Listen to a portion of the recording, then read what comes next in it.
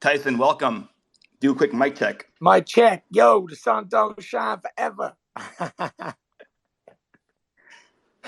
Tyson, welcome to Whale Coin Talk. We're so happy to have you on. I know the time is limited, so I want to get right into it. For those in our audience who may not be too familiar, give us a quick intro and how you got interested in boxing, right? What motivated you to pursue it as a career? Well, I'm Tyson Fury, the undefeated lineal world heavyweight champion.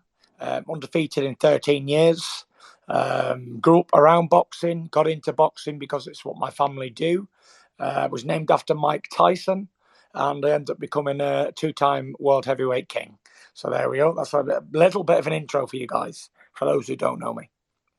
Beautiful. Okay, so you're known for your resilience in and out of the ring, particularly in overcoming mental health challenges. The crypto industry is one that requires quite a bit of mental fortitude. I mean, you can ask anyone on stage here. We have to have staying power. So from your experience, how do you manage that stress? How do you manage that mental well-being and keep that staying power? I think for me, the most important thing is to take one day at a time and set short-term goals. If I look too far in the future, everything gets messed up. So I just enjoy every day as it comes and set myself new goals and new targets every single day. And I enjoy every day as it comes. Tyson, many regard your comeback to boxing and reclaiming the heavyweight title as one of the greatest in sports history. Can you talk us a bit through what that journey was like for you? Yes. So in 2015, after a long career, I became world heavyweight champion. And quite quickly after the fight, I spiraled out of control with depression and anxiety and mental health problems. And I was out the ring for nearly 3 years. I ballooned up in weight to 400 pounds. I attempted suicide. I was in a very, very, very dark place. And I decided I was going to come back and I was going to show the world my journey. It was very well documented. And I thought that I could help a lot of people in the same position as me. I thought that if the heavyweight champion of the world could be mentally unwell, then it would help a lot of other people with my journey. And I did. I was very vocal on it, very outspoken, and I have been ever since. And after a 3-year layoff, I came back and defeated the long-reigning WBC heavyweight champion Deontay Wilder. And yeah, that's old history now. I'm still going, still undefeated, and here I am, still battling away with my mental health on a daily basis. Like I said earlier, it's about short-term goals for me, keeping it at bay. It's not like something that ever you can defeat, but you can learn to manage and maintain it for sure. Tyson, a follow-up to that, a lot of young people struggle with mental health, and there seems to still be a lot of stigma around mental health. What is your advice to those people on taking that first step and getting help? I think that the best thing that anyone can do who's suffering with mental health is get medical advice immediately, because I think that's one of the biggest regrets in my life, not going to see professional help 10 years before I did. I think the best thing you can do is talk about it. Communication is the best thing in all forms of life, whether it's a relationship, business, mental health, whatever it is. Your communication has got to be the most important matter, because maybe you can't speak to a doctor, but you can speak to one of your friends or your family or your partner, whoever it's going to be. I think bottling it up is the worstest thing that you can do, because you can only bottle it up for so long before you have a meltdown.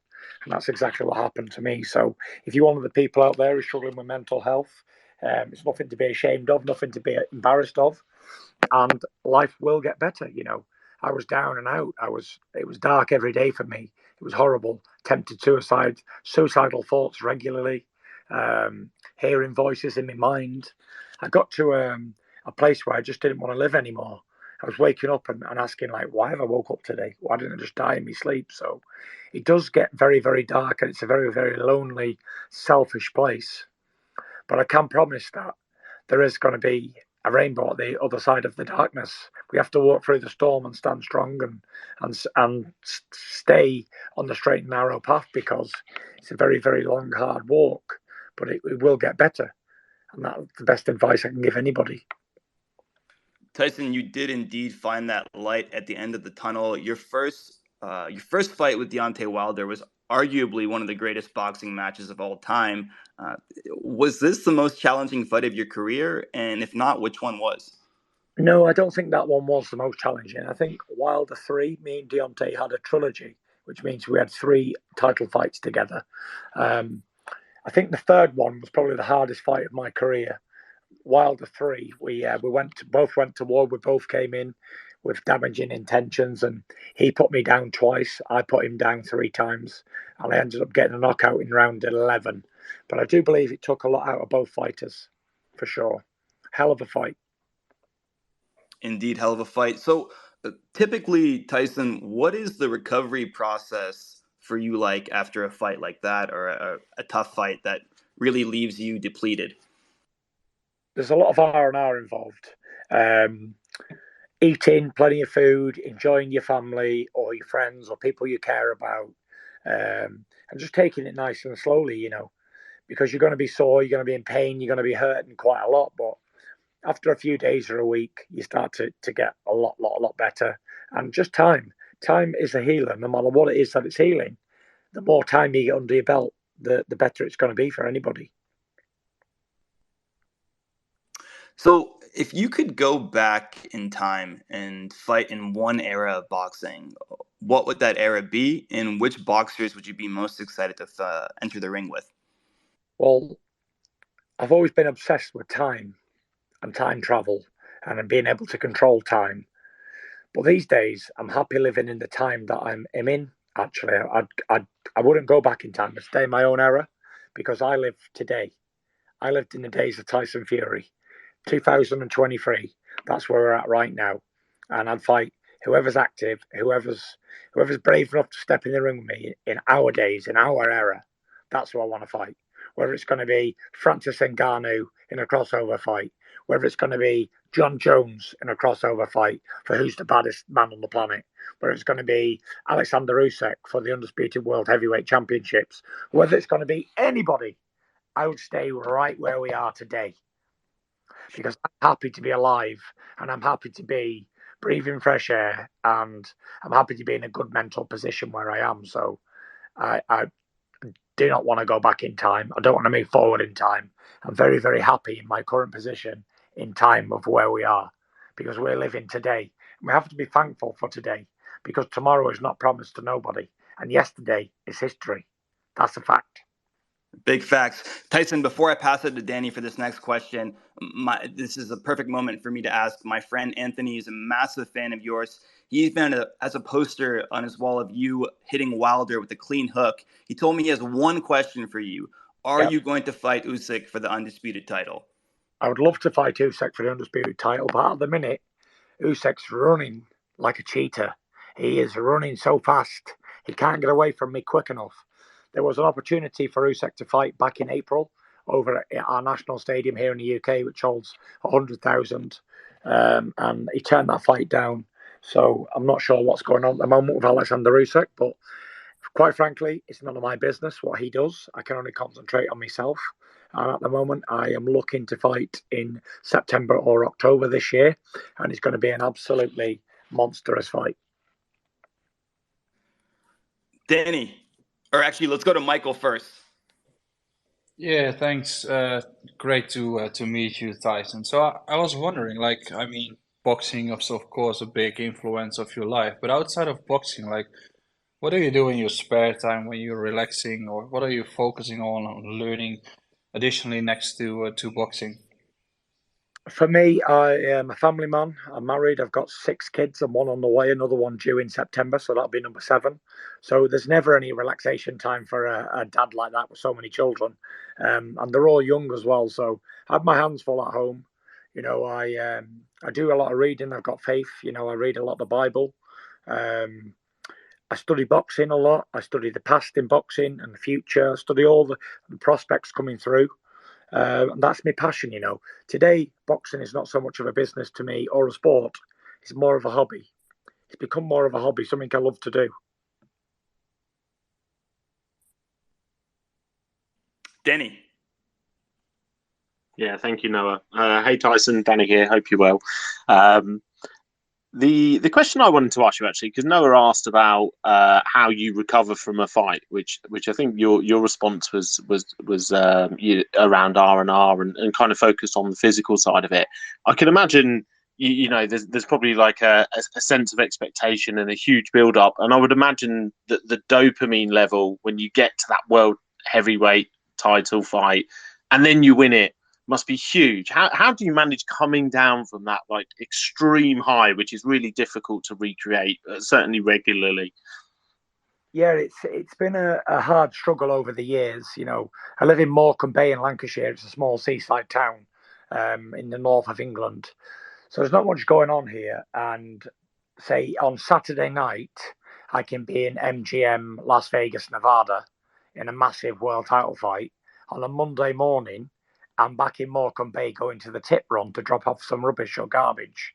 So it's a real big scale of difference.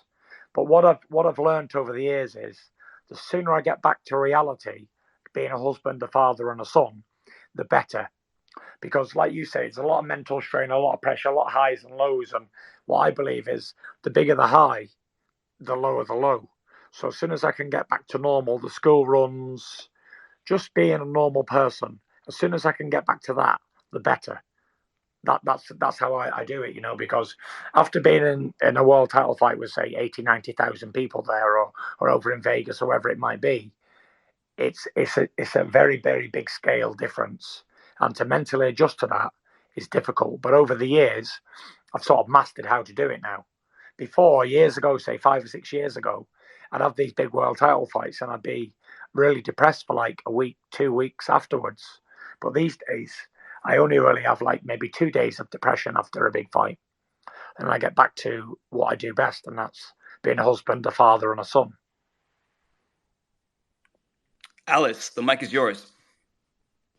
Hi, Tyson. Great to meet you. I just have a question around being a dad. Now, obviously, you're a huge family man. You're very well known for that. You've got 6. Like, say, congratulations on number 7 as well. That's amazing news. How have you found that being a dad has changed you as a person, particularly in your career? Do you think it's had an impact on that? I most definitely do. In the beginning, when I first started out in my professional career, obviously I was a young lad and I had dreams. I had big dreams of becoming world heavyweight champion. So it was about winning and winning titles and earning money and changing my life and be winning everything that I wanted, achieving everything that I wanted. Then I got married quite young at 20 years old, and I had my first child when I was 21. And dramatically, things changed instantly because it wasn't about me anymore. It wasn't about my wants and needs for championships and whatever. It was about my family. It was about my child. It was about what's best for her. Where do we want to live? What's close to better schools? This sort of thing. So I think being a parent changes your outlook on life completely. And you as an individual, you're playing second fiddle to the kids all the time. Because even now, like when we want to go somewhere, I don't think about, oh, where do I want to go? I think about what's best for the kids. If we're going out for a meal, then we've got to go somewhere that's child friendly or that sort of thing. And I think as a parent, anyone will agree with me that you become a second option in life because the kids always come first, and that's a fact. Yeah, no, great answer. Completely agree. Completely. I've got 2 of my own, and you're right. Everything revolves around them, doesn't it? And that's the right way, of course. But certainly a learning curve, I think, when you first become a parent, particularly, if you're in your early 20s and you're still young and learning yourself, I suppose. So yeah, no, completely agree. My brother Tommy and his partner Molly, they had this expectation of what having a baby would be like. They thought it would be all this fun and, oh my God, this sort of stuff. But when they've got the baby, reality has set in. It's much more difficult than they thought it would ever be. So it's definitely difficult. But if you think 1 or 2 is difficult, imagine having 6 or 7 or more.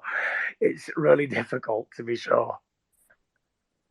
Yeah, no, I don't know how you do it. But I'll pass back to Noah now. Thanks, Tyson. Thank you. It's difficult, but I wouldn't change it for the world. That's a fact. Tyson, I'm sure that your kids look up to you quite a bit. Have any of them expressed interest in also pursuing boxing? And if so, how do you feel about that? Yes, I've got my oldest son who's 11 and my middle son who's 6. They both are in the boxing gym right now. They're in training. They're starting only young, like kids having fun in the gym and all that. So, if they want to pursue it as a career later on in life, then I'm fully supported, because who am I to tell somebody not to do something, not to follow their dreams? I don't believe in crushing kids' dreams, because I was once a kid with a massive dream. I had an unreachable dream, and everybody told me that it was a stupid idea and you're probably not going to make it and you're going to waste your life and you're going to have nothing at the end of it and yada yada yada. Pursue something different. And I didn't believe any of them, and I followed my dreams. I followed my heart, and here I am today, living proof that dreams do come true with hard work, dedication, being in the right place at the right time, the right mindset, and a lot of other stuff as well. Dreams do come true for sure. Let's say you didn't pursue boxing. What would you have gone into? What would I have gone into? Very good question, and I don't know. I come from like a car dealing background. My father, he was a car dealer, and I like trading and stuff like that. So I've always been around that sort of stuff. So I've definitely been buying or selling something. That's a fact. Tyson, many in our industry, because it's on 24/7, find it very difficult to have a work-life balance. And I can imagine that boxing is even more demanding. How do you balance your family life and your interests, your hobbies with the demands of a boxing career? Yes, it's quite hard, to be fair, because obviously I've got the family, and going away like in training camps is difficult. Going away for like say 7, 8, 10 weeks away from the family in a remote location, training for a fight. The kids are upset. Paris is upset. Everybody doesn't want me to leave, but I think they understand that Daddy has to go. I've got a job to do. I've got bills to pay. That sort of stuff. So how do I balance it? You know, you've got to do what you got to do. In life, there's going to be sacrifices. If you want to be successful at anything, then it's never going to be easy. No one's just going to walk here and hand you like a bag full of money or something, pay all your bills or whatever. It's there's going to be a lot of sacrifice, a lot of dedication involved, and if you're not willing to do that, then guaranteed you're never going to be successful, because there's more sacrifices needed to be a success in your preferred field than doing anything. It's very, very difficult, and having a family as well, that's hard. But I've always had a family. Like I've been married a long time now. I'm 34. I got married at just turned 20. So I've never not been married without kids type thing. I had kids straight away. So I sort of they've come up with me, if that makes sense. I've always had the little ones ever since I've been a professional. So I don't know any different. So it's either you got to do it. There is no what ifs. You just have to. If you've got kids, you've got a family, you have to do what you have to do. You've heard that saying, a man's got to do what a man's got to do. Well, get up and do it. Beautifully put. Anthony, the mic's yours. Hey, Tyson, pleasure to meet you, brother. Congratulations, first of all, on your 7th child. I just had my 3rd with the wife. We're trying to catch up to you, so we'll be at 7 soon, too. But my question, I wanted to ask, are there any memorable moments from your career, your boxing career, that the fans might not know about that you'd like to share? I have a lot of memorable moments, a lot of highlights and stuff, but I think that my biggest achievement, I think, for boxing was when I first won and became the unified world heavyweight champion.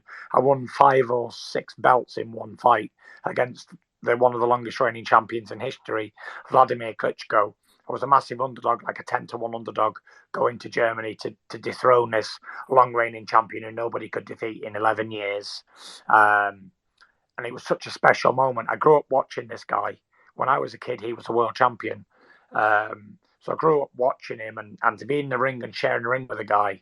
So it was just an amazing experience. And then after the fight, I serenaded my wife, Paris, with the Aerosmith song. Don't want to close my eyes. I don't want to fall asleep because I miss you, babe. And I think that was like an iconic moment in my career, actually. And then it's become like a little thing where I sing after all the fights, which is kind of crazy. But, I'm one of these people who can't sing but will sing. One of those annoying people at the party. That's me. Alice, go for it.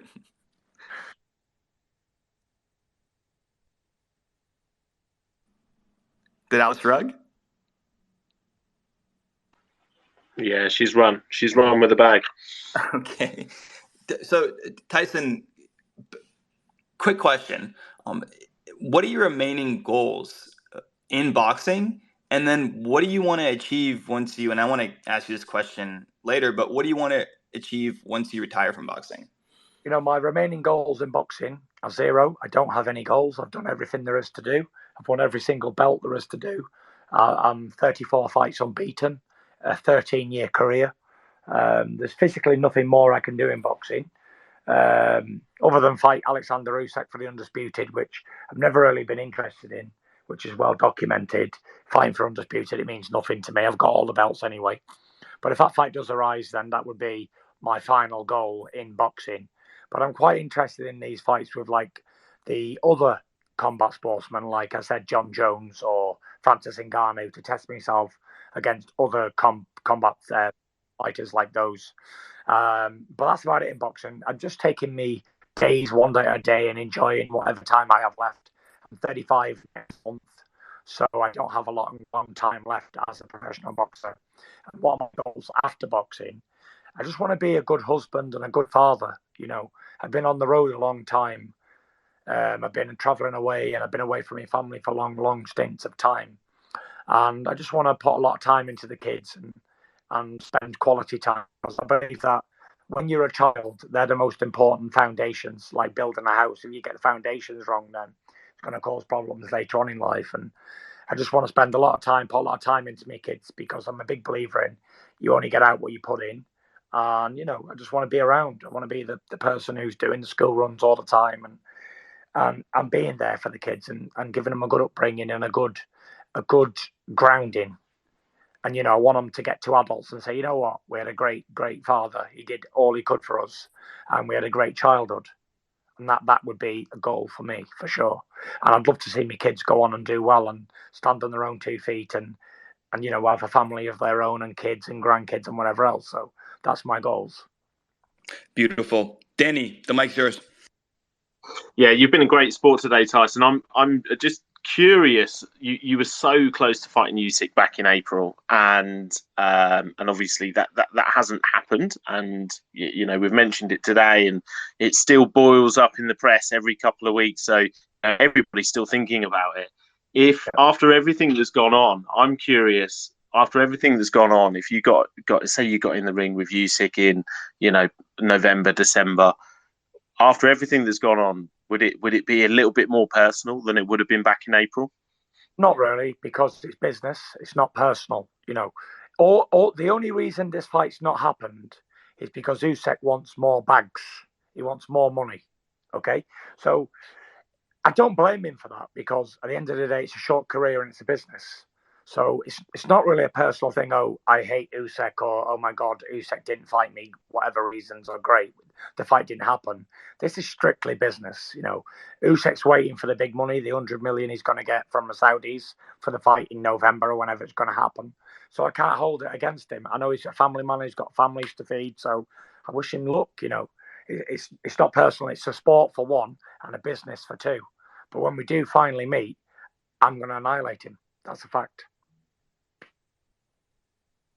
Let's go. So, with that said, Tyson, when is the right moment to retire?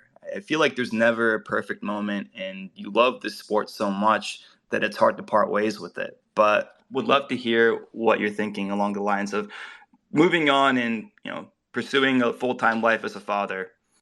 Yeah, it's pretty difficult. Extremely difficult. Pretty difficult is an understatement.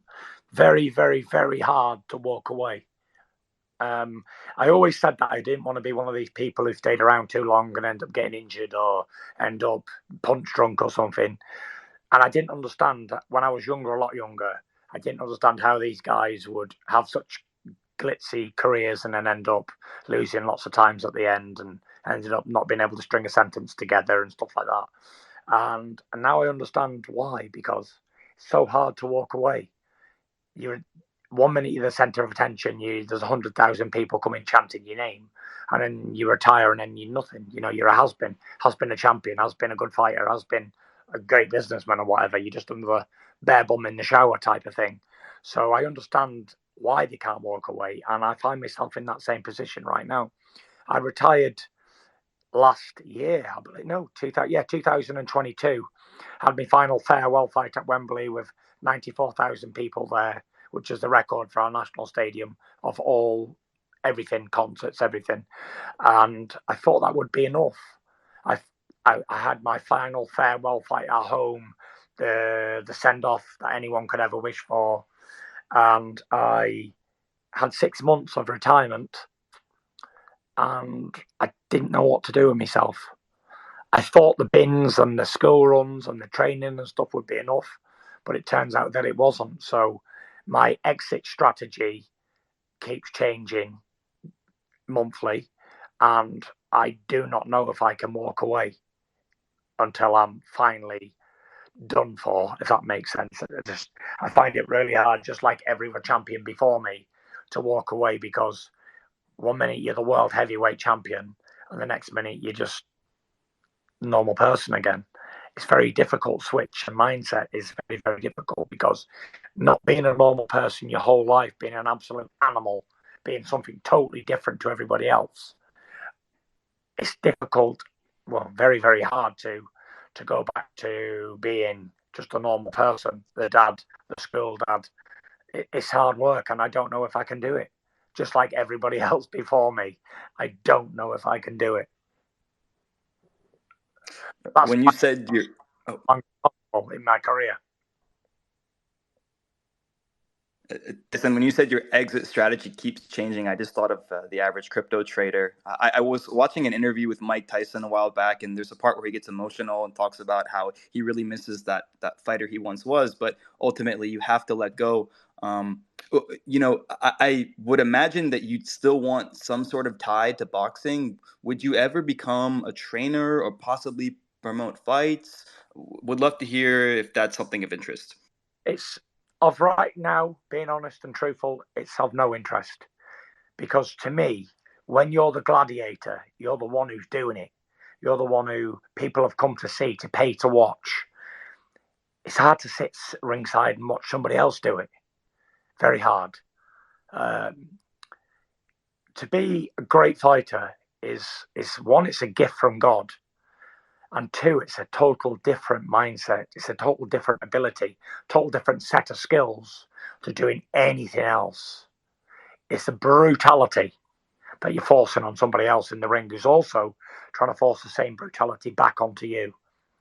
So I'm not sure being a trainer or being a promoter is just going to keep the appetite going. But one thing I do know is that I have a family and I have kids, and, with all the success and all the money I've made and everything that I've done in my life, I want to be able to enjoy that. I want to be able to walk down the street and talk like I can today, and enjoy the spoils of war. I don't want to be being pushed around in a wheelchair and being fed from a spoon, which is very possible in any combat sport. So when is enough enough? I don't know. But when you're getting offers of 75, 100 million for a fight, what you've been doing all your life, you've been doing time and time again from a little kid, you think it's just another fight, one more, one more, one more.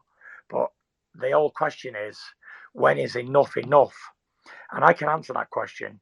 It's not about the money. It's not about anything. It's about the chase.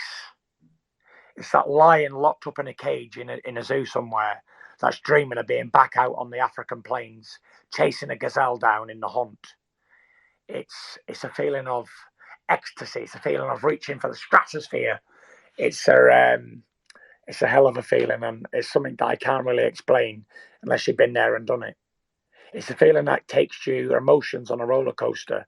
You've got a feeling of nerves, excitement, a feeling of victories in the air, a feeling of all these emotions rolled into one.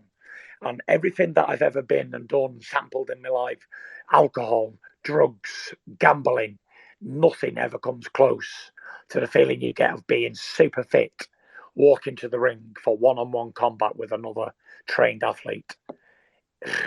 It's an emotion that can't be explained. You feel so many different emotions rolled into one. And I don't think nothing will ever come close to that. Because if it did, then all these old fighters from the past would have been able to walk away on top. And they wasn't able to do that. Even Floyd Mayweather, as old as he is, he must be nearly 50 years old. He's still boxing, he's still doing exhibitions, he's still traveling wanting to fight. So, and he's made $1 billion or something. So it's pretty hard. It's never going to be about the money for Floyd, but it's difficult to let it go. Once you've been a fighter on such an elite level as we have, it's hard to walk away. Very hard. And no matter what you go and buy, no many Rolls Royces or Lambos you go and buy, it's just a car. It doesn't matter. But when you're in the ring and your reputation, your life's on the line, then there's something more to fight for. It's a very, very, very, very unforgiving sport as well. So you have to take that into mind also. But for me, it's my wife pleads with me every day. Every time I think about fighting, she's like, please just let it go. We have everything. We have enough. Why tempt fate? Why keep going? And it's like, well, I am that lion and I am chasing that gazelle down. And I love the chase, but I love the taste of blood even more. And that blood for me in my sport is the victory of winning. And that's where we're up to. That's the chapter we're at the moment, is when can I let go, if ever? Man, Tyson, I got chills listening to that. We call it chasing the dragon. Do you... Go ahead. Like a fight! Come on! Tyson, do you ever see yourself finding some sort of a hybrid or interfacing in a hybrid way, the way that Floyd is doing with these exhibitions? Yeah, you never know. Look, I've been in talks with Francis Ngannou for a hybrid fight. There's talks of me and John Jones doing a hybrid fight as we talk right now. I received an offer from the UFC yesterday. So you never know what's going to happen. The future's bright for sure, and there's a lot of options out there. And it seems at the moment I'm struggling to get an actual boxing opponent. I think Mauricio Suleiman, the president of the WBC, did an interview podcast recently, and he said Tyson's a victim of his own success. He's that good.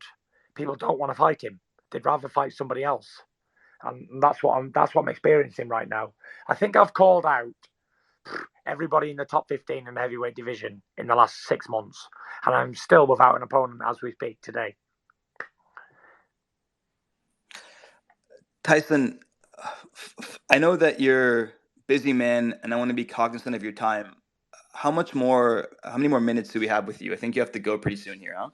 Yeah, go on, continue. Yeah, okay, right on. What would you like? I'm on a roll. Tyson, what would you like your legacy to be like, both as a boxer and a public figure? How do you want to be remembered in the world of sport and beyond? I know I kind of alluded to this during the course of the broadcast, but I wanted to bring it all back together. Yeah, good question, and I get asked it a lot, and I always hear this talk of legacy, smegacy. People talk about legacies like what they want to be remembered after they're finished. And I've always said I've been very, very vocal my whole career about this. I honestly just do not give a damn. Like Clark Gable said, quite frankly, I just don't give a damn. Legacy means to me that you're finished and you're a has-been. So legacy is very unimportant. I'm all about now being active and enjoying every single moment that I have left, because legacy don't mean fuck all to me. That's a fact. Legacy is somebody's opinion of you. And somebody's opinion means absolutely nothing to me, because opinions are like arseholes. Everybody's got one. And that's a fact. Legacies. What do I want to be remembered as? I want to be remembered as a man who feared God. A man who had faith in God, unshakable faith. That's good enough for me. A man who was a good family man. The rest of it's very unimportant, because when you're dead and you're buried or you're burnt or whatever it is, doesn't matter what you was doing on earth, because we've gone to heaven, hopefully. And, it's really unimportant, because earthly things are not important. Because you could go and buy a brand new Rolls Royce for $500,000 today, and in fucking 10 years, it's all rusty and horrible. It means nothing. You can't take it with you. Whatever we earn and accumulate, or whatever we do on this planet, it's borrowed. It's not really ours. I think the one thing we do have, though, I mentioned this on the Mike Tyson podcast, is moments in time. And the moment in time is right now. I was always obsessed with when I come back here when I'm world heavyweight champion, I'll enjoy it more. But what I didn't realise was I was never going to enjoy it more than when I was in that active current time then. Because when you leave that event, it's over. Can't go back in time. So I'm very, very, very, very thankful to be alive and well and healthy today. And if people want to say, you know what, Tyson Fury was a bum. He was a shithouse. He was no good. He couldn't fight, lost all of his fights, whatever. Then I don't really care what people say. Because at the end of the day, I've done very well in my life and I'm very happy with who I am. I'm very happy with where I am. And I'm very happy with my surroundings and my wife and kids. And the one thing I live by is this. There's only one person you have to make happy in my life, and that's my wife. And if I can make her happy, then we're on to a winner. Because everything else, you're never going to please everybody. Even if you please 10 people, you might upset 10 more. So you can't please everybody. Everybody's got different views. Everybody's got different opinions and different morals. But the only person I need to keep happy is my wife, because she can make my life a living hell if she wants to. And, you know, thank God we're in a good place and our relationship's very healthy. And I've been married for 13 years and I hope we're married for another 113 years. And I wouldn't change it for the world. So the only person I'm interested in making happy is my wife. And I hope she has that same outlook on life as well. The only person she needs to make happy is me. And, you know, I'm very, very blessed. Like I said, I've more than achievements, more than a boxing belt, more than all the money that you could fit in the earth. I have a family who love me and who I adore. I have little kids who adore me and look up to me. And I see them every morning. And when my little daughter, who's 18-month-old, comes in my room and tells me, Daddy, she loves me, then that's worth more to me than any boxing fight, any amount of money, any amount of success that you could even think about. Never mind giving in real life. If you could even dream about it, then the love of your kids or the love from me to my kids is worth more than any of that. That's a fact. That's gospel on the heart talking. Because when something happens in the family, like my mother had a problem recently, she had a stroke and she nearly died. At that moment, it's things that, you know, you can't buy, or no matter who you are, what influence you've got, no matter how many doctors you know, it's out of your hands, and we turn to God for help. I read a memo recently by the founder of Apple, and he was on his deathbed at, say, 57, 58, and he was saying that the first time in his life he couldn't pay someone to do it for him, and he had to do it, and he said, like, spend time with your loved ones and enjoy what you do. And I think he took that context from the book of Ecclesiastes, where Solomon says the only thing in life worth doing is eating and drinking and enjoying your work. And if you can do that, it's a gift from God. So I enjoy eating because I'm fat, obviously. I enjoy drinking because who doesn't like to have a few beers? And I enjoy my work, and that's a gift from God. So I will do it as long as I can, and hopefully I stay healthy, and it's all worth it in the end. So I'm very, very happy, and I just want to say thank you to everybody who came on to listen to this, and I hope you can take some interesting insights from what I've been saying, and maybe apply it in your life if you can, or if you need to, or if you want to even. Yo, the sun don't shine forever, but as long as it's here, then we might as well shine together. Tyson Fury, you came out with a bang, or rather came in with a bang. I'm so glad you highlighted the importance of faith and its role in your life and career. It sounds like you have the greatest gift of all, which is a beautiful family that loves you and you love them. Alice, I see your hand go up. Before I pass it to Alice, I want to thank Tyson Fury so much for coming on today, dropping wisdom, knowledge, and love on us. Foxify, thank you so much, Danny and Alice, for making this happen. This wouldn't have been an event if it wasn't for you two. I'm going to pass it to Alice for some closing thoughts. Thank you, guys. No, I just wanted to come thank everybody. Again, thank you, Tyson. We've loved having you as Foxify's brand partner. It's been great. You know, we've been working together and it's been amazing. I do have one final request that's more from sort of our community. If it's okay, if you could just do your you know, what you do best, and give us a real banger with "Let's Go Foxify." Could you just do that for the community? Make them really happy. Let's go Foxify! Love that. No one does that better than Tyson Fury, right? No, thank you so much, everyone. Thank you for helping us get this together. Thanks, Michael. Thanks, Wendy. I know she's not listening now, but thank you, everyone, for coming. It's been amazing. And yeah, Tyson, thanks so much. And I hope you have an amazing weekend. All the best, guys. Good luck. God bless. And I'll see you all on the other side. Peace out. Peace out, Tyson. God bless you. Whale Coin Talk community. This is another episode of the Aquarium. Today we had heavyweight champion Tyson Fury on. This was a special broadcast brought to you by Foxify and Whale Coin Talk. Remember, everything you hear on these broadcasts is meant for educational purposes only. Nothing is financial advice. So be safe out there, and we'll see you all on the next one very soon. Take care.